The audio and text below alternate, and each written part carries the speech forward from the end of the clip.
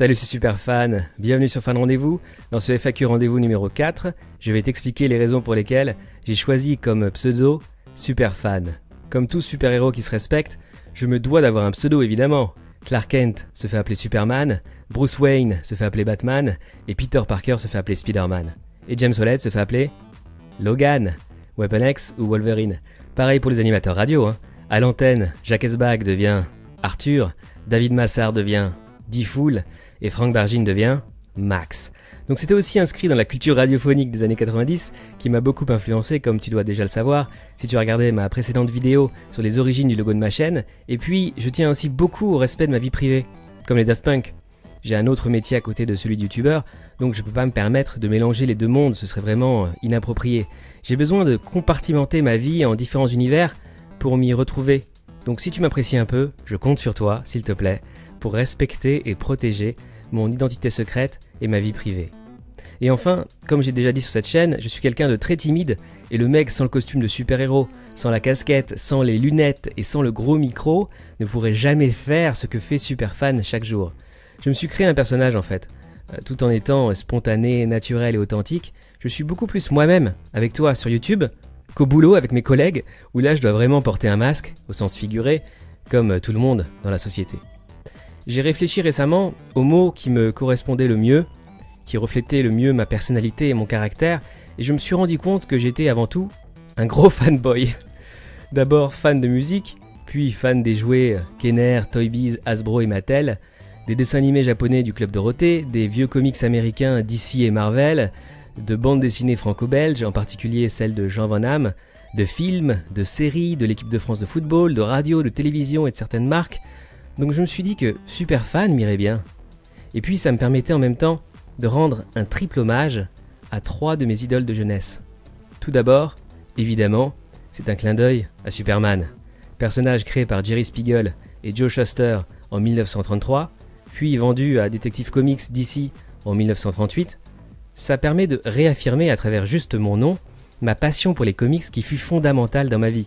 Aujourd'hui, je vois le monde en interprétant toutes les images qui me parviennent, avec toujours dans un coin de mon cerveau tout ce que j'ai lu et vu pendant des années dans l'univers des super-héros de comics DC et Marvel des années 60, 70, 80 et 90. Et ça change un homme. Les comics américains font partie de moi, de ma culture, de mes valeurs et de l'homme que je suis devenu. Super Nana, alias Catherine Pelletier, est mon animatrice radio préférée.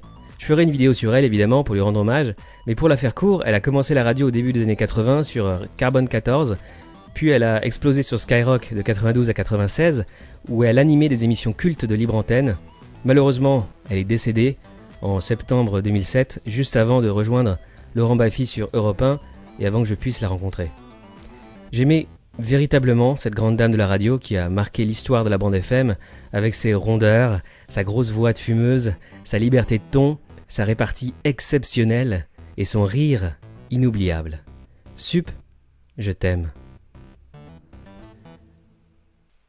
Alors là, certains trentenaires et quadras, auditeurs de Fun Radio dans les années 90, se demandent en quoi mon pseudo Superfan est un hommage à Max, le maître de la bande FM, l'animateur sans visage de l'émission culte Le Star System sur Fun Radio, que j'écoutais toutes les nuits de 96 à 2001. De son vrai nom, Frank Bargin, Max a commencé la radio sur Fun en 1990 sous le pseudo d'Alvin. Ça, c'est pour la version officielle, notamment celle que tu trouveras actuellement sur Wikipédia, mais elle est erronée et incomplète. En tant que fan de Max, je peux pas laisser passer ça, c'est impossible. La vérité, c'est que Frank est arrivé sur Fun Radio en tant qu'assistant stagiaire en novembre 88 et a commencé l'antenne sur Fun dès juin 89, après un premier essai en avril 89, pour faire des remplacements et les nuits des week-ends, genre 1h-6h, en tant que pouce-disque. Et son premier pseudo n'était pas Alvin, mais Super Frank. On l'appelait Super Frank à Fun parce qu'il faisait plein de choses en même temps, assistant d'autres animateurs, standardiste, réalisateur d'émissions et animateur aussi.